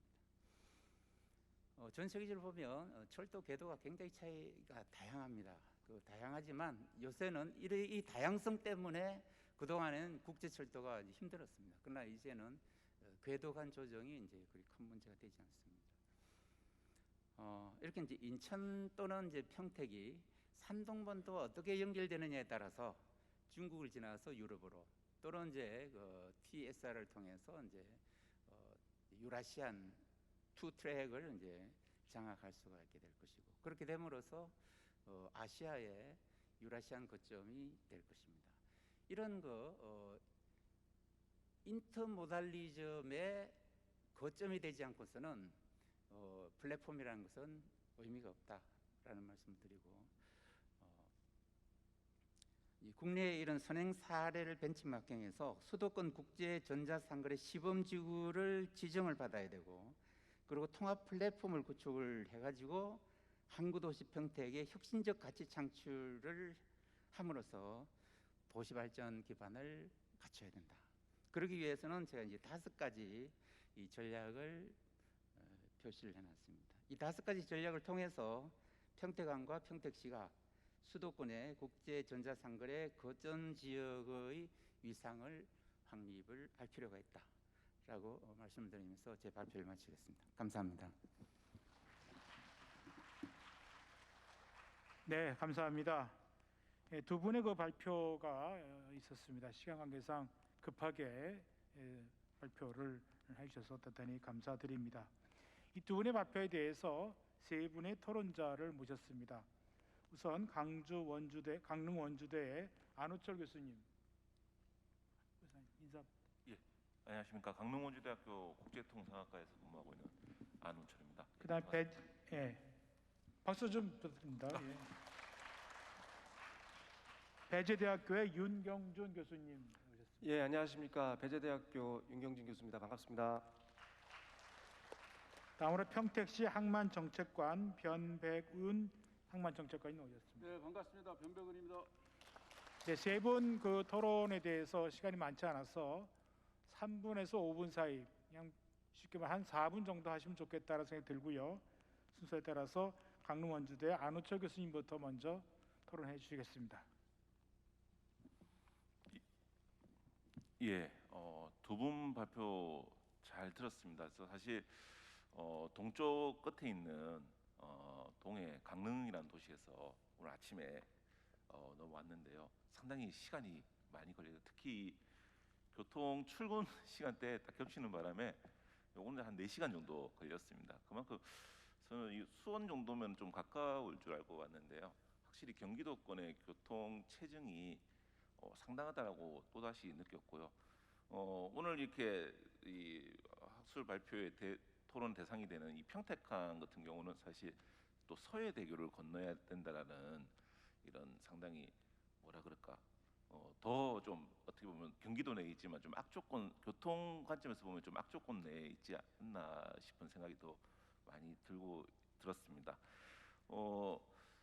특히 저는 이제 과거에 이제 인천 쪽에서 같이 물류 관련 연구도 하고 인천에서 많이 시간을 지냈었는데, 그 당시 이제 환황해라고 하는 개념을 상당히 지역의 블록의 개념을 많이 썼는데요. 지금 또 동해안으로서는 환동해라고 하는 블록 개념을 상당히 많이 쓰고 있습니다. 그래서 오늘 아까 방금 박창호 교수님께서 코리아 랜드 브릿지 말씀하시면서 한 10년 전에 이렇게 많이 화제가 되었던 내용들이 10년이 지난 지금에도 여전히 실현되기 좀 어렵지 않을까 싶은 이런 생각도 들면서, 사실 이제 평택항이 가져가야 될 하나의 전망, 비전으로서 이제는 뭐 인천이나 부산이나 보고 있는 이러한 같은 경쟁 시장이 아닌 조금 협업할 수 있는, 그래서 러시아 그리고 좀 더 나가서 우리 한 동해 시장까지도 같이 이렇게 확장을 할 수 있는 기회가 되었으면 좋겠습니다. 두 분의 발표 들으면서 짧게 제가 좀 느꼈던 얘기를 좀 하면요. 첫 번째 이제 전준호 박사님이 주신 상당히 현실에 있는 시스템을 잘 구현하려고 많은 노력을 했다고 싶습니다. 그래서 현실에 있는 많은 요인들을 대부분 이제 정말 최신 자료를 반영해서 많이 구현을 해서 좋은 결과를 보여주셨다고 생각합니다. 다만 몇 가지 조금 제 관점에서 보는 문제라고 보면요.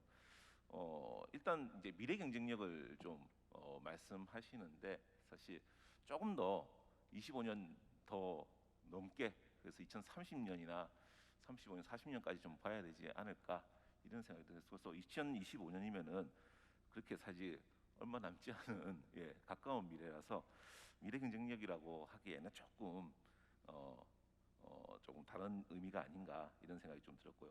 그리고 물론 처음에 이제 결과론적에서 인천항과 이제 평택항이 같은 배후지를 끼고 있으면서 경쟁 관계냐 보완 관계냐라고 이렇게 다 단정지어서는 딱 얘기는 할 수 없을 것 같습니다. 물론 그 해당 품목에 대해서는 뭐 경쟁 관계가 아닌 보완 관계일 수 있다라고 생각할 수 있겠지만, 과연 이 경쟁과 보완의 관계에 있어 가지고 단정지어서 조금 얘기하는 거는 물론 그 물동량의 트렌드와 성장성을 가지고 아마 보셨을 것 같은데 거기에 대해서 약간 의문을 좀 품었고요.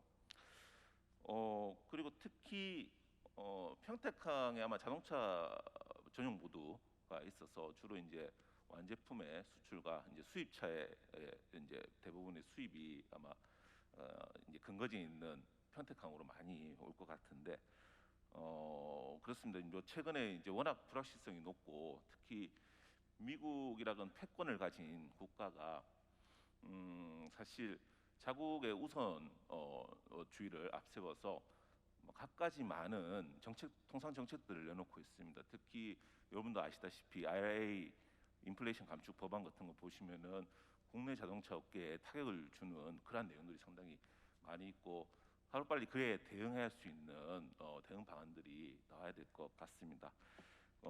그에 따라서 뭐 우리나라도 그렇다고 뭐 인쇼어링 할 수 없는 상황이고, 우리나라는 수출을 해야 먹고 살 수 있는 국가이기 때문에 그와 관련돼서 좀 평택항도 뭐 완성차 중심이 아닌 부품 중심, 그래서 과거에 이제 락다운 생산 방식의 형태로 사실 자동차 수출이 많이 이루어지고 사실 뭐 수입도 충분히 가능하다고 생각합니다. 그래서 그런 측면에서 봤을 때 평택항의 대응 전략도 필요하고요. 또 조금 시간이 그리고 또 FTA 관련해서도 사실 뭐 현재도 한국이 이제 FTA를 많이 추진을 하고 있는데 뭐 너무 많은 FTA가 있어서 좀 복잡하긴 하지만 그 FTA 사실 활용도 상당히 낮은 편입니다. 그래서 특히 아세안 국가나 중국 쪽의 수출 활용률은 상당히 낮은 편이고, 사실 기왕 어렵게 FTA 된 거 그것을 좀 적극적으로 할 수 있는 뭐 산업 전략 그리고 항만의 배후 여건도 좀 조성이 되어야 될 것 같습니다. 좀 너무 길게 얘기해서 그 정도 하도록 하겠습니다. 예, 감사합니다. 두 번째 배재대학교 윤경준 교수님께서 토론해 주시겠습니다. 예, 배재대학교 윤경준입니다. 시간이 없어서 좀 짧게만 말씀을 드리겠습니다. 먼저 아주 중요하고 큰 행사인데요. 평택항 미래전략 포럼에 초청해 주신 우리 한종길 회장님, 그리고 경기도 평택시 경기 평택항만공사 관계자분께 먼저 감사 인사를 드리겠습니다. 먼저 오늘 전준호 교수님께서 발표하신 화물별 경제력 파괴법과 추정을 통한 평택항 미래 대응 전략 수립에 관한 발표 같은 경우에는 앞으로 이제 향후에 한중 노선 개방에 대응하기 위해서 평택항의 대응 전략 수립 필요성 이런 것들에 대한 배경을 가지고서 실제 우리 인근에 있는 인천항이라든지 아니면 국내 주요 항만 그리고 서해안권 항만들과 경쟁 관계에서 무엇으로 우위를 점할 것일까 하는 이거에 대한 품목을 육성하고자 하는 어떻게 보면 미래 정책적인 전략이 담겨 있는 내용들이거든요. 일단은 뭐 아주 좋은 발표를 감사드리고요. 조금 더 좋은 논문으로 좀 발전되어서 나중에 정책적으로 실현되었으면 하는 그런 뜻에서 좀 두 가지만 말씀드리겠습니다. 먼저 일단 연구 방법론을 통해서 분석한 결과를 놓고 봤을 때 인천과 평택은 같은 클러스터가 아니라 그렇기 때문에 경쟁 관계가 아닌 것을 일단 분석을 하셨어요.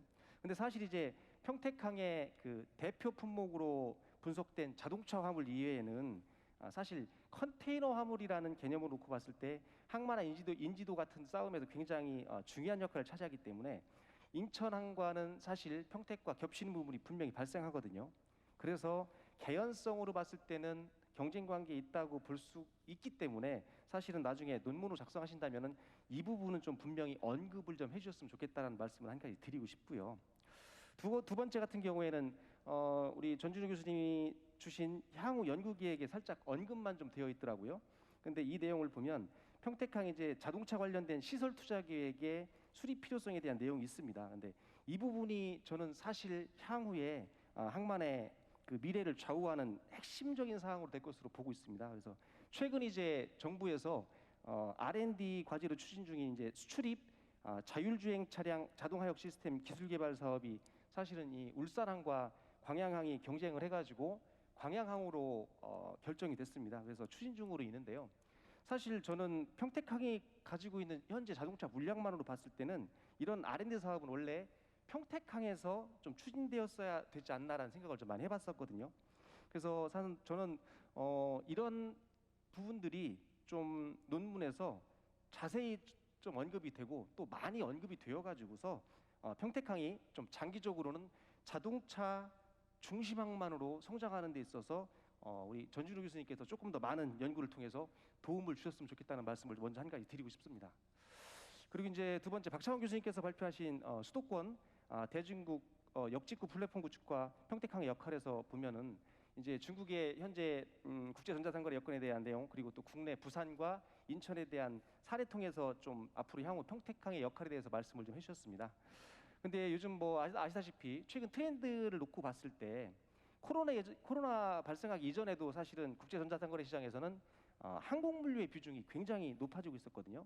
특히 근래 들어서는 이제 항공과 항만을 연계하는 전자상거래 시장이 굉장히 활발하게 운영되고 있습니다. 그래서 그 이후에 또 코로나까지 거치면서 분위기는 항공 물류 비중이 엄청나게 늘어나기 시작했고요. 특히 인천 같은 경우에는 인천공항과 인천항을 연계해서 전자상거래 시장을 지금 활성화시키고 있습니다. 그리고 최근에 부산에 아시다시피 가덕도 신공항 특별법 통과되면서 부산시와 부산연구원에서 또 가덕도 이 신공항이 지금 현재 예산 반영되고 착공전 이제 설계 단계에 들어가기 직전인데도 불구하고 이미 가덕도 신공항을 애초에 전자상거래에 적합한 공항으로 만들어가지고 가덕도 신공항과 부산항을 연결해가지고서 전자상거래 허브로 키우자라고 하는 연구들이 활발히 진행되고 있습니다. 저도 그쪽에 좀 자문을 좀 하고 있었거든요.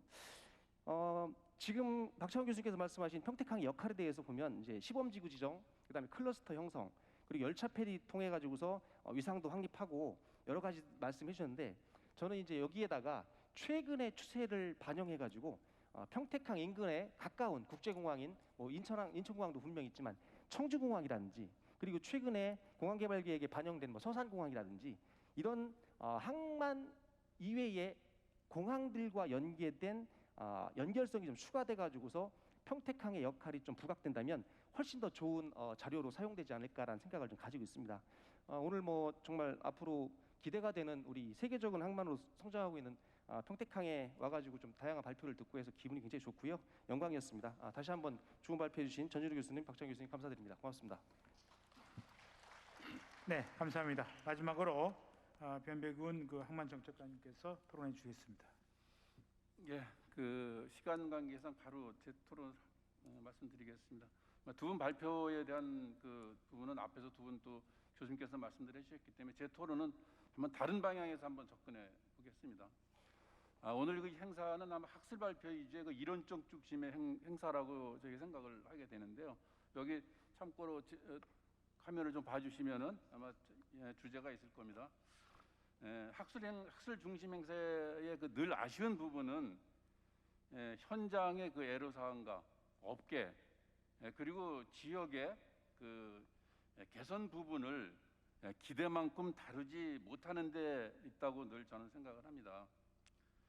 주제에서 말씀드린 바와 같이 미래 전략 수립과 경쟁력 강화를 위해서는 현장의 그 현안 과제를 파악하는 것이 가장 먼저 선결해야 될 전제라고 저는 생각을 합니다. 혹시 아까 두 분 발표하시는 교수님께서도 정부 지원 정책이 이제 필요하다고 이런 거론을 좀 하셨는데요. 물론 이 학술 행사이긴 하지만 오늘 이 자리에 평택항 개발과 활성화 주체라고 얘기할 수 있는 우리 해수부라든가 그 관세청 관계자가 발표는 아니더라도 한번 토론자로 같이 참석을 해서 이 현장의 뜨거운 열기를 몸으로 좀 체험해 갔으면 하는 그런 아쉬움이 있는데 어땠을까 하는 그런 생각을 해봅니다. 참고로 그렇다면 평택항의 현안이 어떤 게 있겠느냐 하는 부분을 제가 말씀드려 보면은 첫 번째 그 물동량 증가 침체가 지금 정체되고 있다. 아까 우리 그 홍보물에도 나와 있지만은 2012년도에 1억 톤이 돌파된 이후에 거의 10여 년 이상을 그 임계점에 도달한 상태로 지금 등락을 하고 있는데 성장하지 못하면 퇴조할 수밖에 없는 거고 과거에 그 2008년도에 그 세계 3위 선사였었던 CMA, CGM 프랑스 선사가 유럽 항로를 떴었고 지금은 참 아쉽게 됐지만은 한진해운이 미주 동부 항로에 그 컨테이너를 띄운 바가 있습니다. 이렇게 평택항이 좀 더 확장하지 않으면은 이러한 현상은 앞으로 계속될 거라고 보여지고요. 두 번째로 시대 조류인 그 항만 패러다임 변화에 대한 대처 능력이 조금 부족하다. 그럼으로써 우리 정부에서 하고 있는 항만 기본계획이라든가 친환경이라든가 제4차 산업에 연계된 스마트 항만이라든가 이러한 부분에 저희가 능동적으로 대처하는 그런 능력이 지금 결여되고 있다. 또 한 가지 세 번째로는 항만의 기능 역할에 대한 고정적 인식이 너무 심화되고 있다. 항만의 능력을 하물로만 평가하는 시대는 가지 않았냐. 저는 그렇게 보는데요. 또 네 번째로다가는 지속성장 경쟁력 구축이 불확실하다. 이것이 뭐 인프라 또는 전문가와 인력, 클러스터, 연관산업의 클러스터, 시스템 이런 모든 부분들이 과연 평택항이 지속성장 경쟁력을 지금 현재 갖고 있느냐 하는 부분에 대해서 한번 짚어봤으면 좋겠다는 그런 생각이 들고요. 그 마지막으로 미래 비전 그 부분이 미정립이 돼 있는 거 아닌가. 그래서 종합적인 마스터 플랜을 좀 수립하기가 어려운 게 아닌가. 왜냐하면 지금 평택항에서 현장에서 전개되는 많은 업계나 항만에 있는 분들이 얘기가 십수년에 했었던 그 애로사항이 아직도 존재하는 이러한 형태로 있는 것을 빠른 시간 내에 개선하지 못하면은 평택항이 퇴보의 걸음을 걷지 않겠냐 하는 그런 아쉬움이 좀 있습니다. 그리고 또 그러한 부분에 있어서 맞는 말이고 정답인데 왜 실천이 어려우냐. 실천이 어렵고 과제도 많다. 이런 것들은 현실적 장애물이 아직도 산적해 있음을 아마 방증하는 것이 아닌가 하는 생각을 해보고요. 구체적으로 제가 늘 생각했었던 부분이긴 합니다만 현장에 아마 10대 이슈 과제, 평택항이 아마 이 부분이 좀 개선이 된다면 좀 더 도약할 수 있다고 하는 10대 이슈를 좀 말씀드려보면은 우선 지금 곧 24일 날 전개된다고 하는데 표준안전운임제에 대한 부분이 아마 이슈거리로 나올 수 있고요.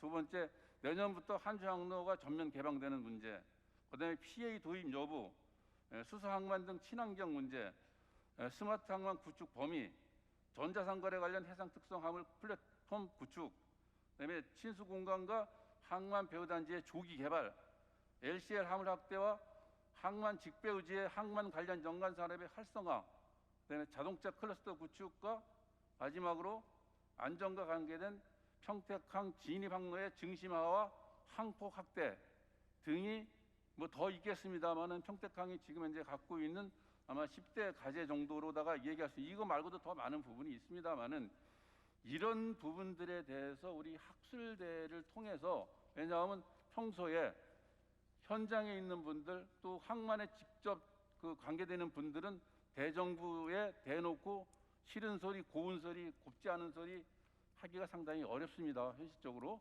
이런 학술대회를 통해서 좀 이론적으로나마 이런 부분들이 좀 더 그 구체화되고 지적이 되고, 그래서 그것이 항만 정책에, 우리나라 해운 항만 정책에 반영이 될 수 있는 그런 통로가 만들어졌으면 좋겠다는 생각이 듭니다. 그리고 오늘 이런 행사가 오늘에 그치지 않고 내년에도 또 계획된다는 얘기를 들었습니다만, 내년에는 그런 분야의 부분들이 좀 거론이 돼서 이 자리에 오신 분들이, 현장에 계신 분들이 좀 많이 채워져서 평택항이 좀 더 지금보다 2배, 3배 더 도약하는 그런 성장의 계기를 갖기를 희망해 봅니다. 이상입니다. 네. 세 분의 그 토론이 끝났습니다. 시간이 없어서 원래 플로어에서 질문 한두 번 더 받아야 되는데 이미 시간이 15분 이상 지체된 관계로 발표하신 내용과 토론한 내용을 종합하는 것으로 대체를 하려 합니다. 두 분 발표 있었고요. 먼저 전준우 교수님의 발표에서 자동차 물동량에 관련된 예측을 하면서 2025년까지 경쟁력이 있는 것으로 분석을 했는데, 관련돼서 평택항 배후단지의 자동차 처리 물동량, 자동차를 처리할 수 있는 배후단지가 부족하다라는 그런 제안을 해주셨고요. 세 분 토론에 의해서는 이 전망이 2025년이 아니라 2030년 이후까지 했으면 좋았겠다라는 말씀과, 자동차뿐 아니라 컨테이너 화물 같은 것이 대표적일 텐데 이런 것들은 여전히 인천항과 경쟁 관계에 있는 게 아닌가, 이런 것도 함께 고려해야겠다라는 그런 토론이 있었습니다. 두 번째, 박창호 교수님의 그 발표에 대해서, 박창호 교수님은 항만에서 그 소위 국제 전자 상거래 혁신 클러스터를 부산과 인천에 비해서 후발이지만 부산과 인천이 지지부진한 것을 교훈을 삼아서 좀 더 실제적인 효과가 있는 그러한 그 클러스터를 형성하는 방향에 대해서 말씀하셨고, 두 분은 발표자 토론자 분들께서는 여러 가지 말씀 주셨지만, 특히 이제 전자상거래라면 여전히 항공화물이 많이 늘어나고 있으니 인근 공항과 연계된 그런 전략으로 좀 보완됐으면 좋겠다라는 말씀, 그 다음에 자동차 완성차뿐 아니라 부품도, 그리고 하고 FTA 활용도 좀 활용할 수 있는, 배후지에서 할 수 있는 그런 방안도 말씀해 주셨습니다. 마지막으로 변배군 항만전자관께서는 이런 토론이 평택시가 생각하고 있는 많은 평택항의 문제점들을 고루고루 다 좀 짚어주는 그러한 그 학술되면 좋겠다라는 말씀하셨는데, 상당히 이상적이죠. 우리 짧은 시간에 그 많은 부분을 다 해결할 수는 없습니다. 그 중에서 이제 교수님들이 중요하다고 판단된 걸 한 거기 때문에 차근차근 내년에 또 하게 되면 지금 말씀하신 예컨대 물동량이 왜 정체되어 있을까, 그 다음에 항만의 패러다임 변화는 어떻게 돼야 되는지, 이런 것들에 대해서 또 한 두세 가지 이렇게 해나가서 차근차근 풀어나가면 좋겠다라는 생각이고, 좋은 그 주제를 제안해 주신 거로 그렇게 저희들이 생각을 하겠습니다. 한번 발표를 더 하시겠습니까? 그러면 시간이 많이 지났지만 정상적으로 돌아가서 토론자 세 분에 대해서 두 분 발표자께서 짧게 한 1, 2분씩 의견을 말씀하시는 거로 하겠습니다. 제가 먼저 좀 우리 그 윤경준 교수님께서 말씀하신 그 항공하고 이제 연계하면 어떻겠냐, 이제 저는 이제 반대입니다. 이제 항만은 항공하고 경쟁하는 것이지 보완하는 게 아닙니다. 그래서 특히 중국은 그 CN 로드로 가느냐, 이제 CN 레일로 가느냐, 이제 에어앤 로드로 가느냐, 이 두 가지입니다. 거기에서 이제 평택항이 레일 네트워킹을 강화해서 이제 전자상거래 시장을 점령하자는 얘기이기 때문에 그 부분은 좀 다른 각도라고 생각을 합니다. 그런 관점에서 저는 그 CN 레일 네트워크를 강화해서 이제 이런 플랫폼 이제 오프라인을 하자는 얘기고, 그리고 이제 평택항이 왜 이렇게 이제 답보 상태에 있는가? 인천은 그 리저널 허브에서 허브로 넘어오는데 20년 걸렸습니다. 이제 평택도 이제 시간이 걸릴 거로 봅니다. 리저널 허브과 이제 허브의 그 가장 근본적인 차이는 대양 항로를 갖는 것이죠. 그래서 이제 평택항에서 이제 이제 유럽 항로와 이제 미주 항로를 언제 가질 것인가. 그리고 이제 위클리냐, 이제 트와이스 어웨이인가. 뭐 이런 부분이기 때문에 이런 그 대양 항로를 갖는 데 걸리는 집중력, 거기가 이제 결국은 리저널 허브에서 허브로 가는 길이고, 제가 드리는 그 앞에서 해야 될 일은 바로 전자상거래 같은 이런 그 네트워킹을 강화해서 인터모달리즘을 강화해가지고 당장 평택항에 이제 네트워킹을 보강함으로써 항만 물량을 다양화하고 이제 커자는 얘기입니다. 그래서 이제 이런 이제 대양 항로는 이제 글로벌 선사들이 결정하는 것이기 때문에 평택항은 거기에 대해서 이제 기다리거나 노력하는 수밖에 없는데, 이런 그 네트워킹을 어떻게 이제 확보를 해서 인터모달리즘을 강화하는가는 평택항이 하기 나름입니다.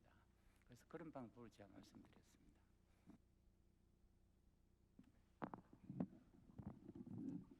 토론에 대해서 제가 짤막하게 좀 답변 드리도록 하겠습니다. 먼저 2025년 이후 예측을 말씀해 주셨는데요.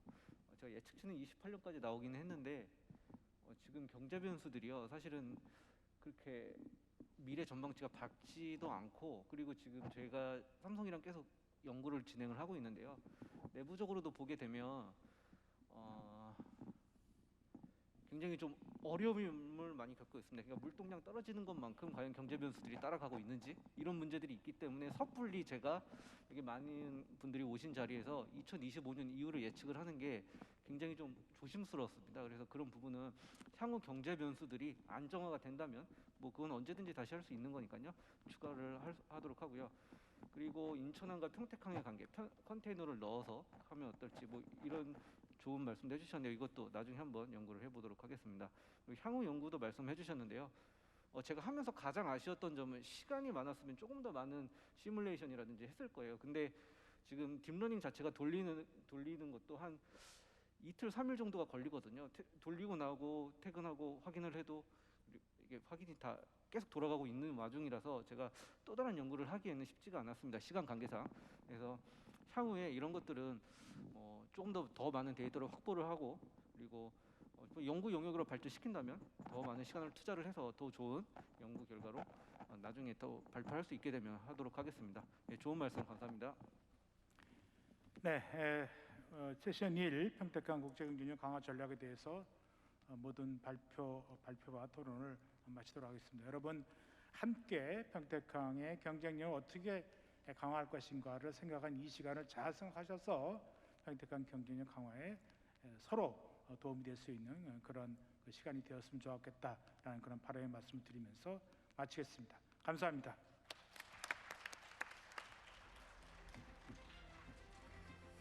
네, 수고 많으셨습니다. 발표자 그리고 토론자분들께 다시 한번 감사 말씀드리고요. 잠시 휴식 시간을 갖도록 하겠습니다. 저희가 시간이 많이 지체된 관계로 다음 세션 준비를 위해서 10분 정도의 휴식 시간을 갖도록 하겠습니다. 휴식 시간이 진행되는 동안에도 방역 수칙을 철저히 잘 준수해 주시고요. 지금 시각이 3시 15분입니다. 10분 후인 25분, 3시 25분부터는 두 번째 세션 평택항 그린 항만 전략이라는 주제로 두 번째 세션이 이어지겠습니다. 10분 후에 다시 뵙겠습니다. 감사합니다.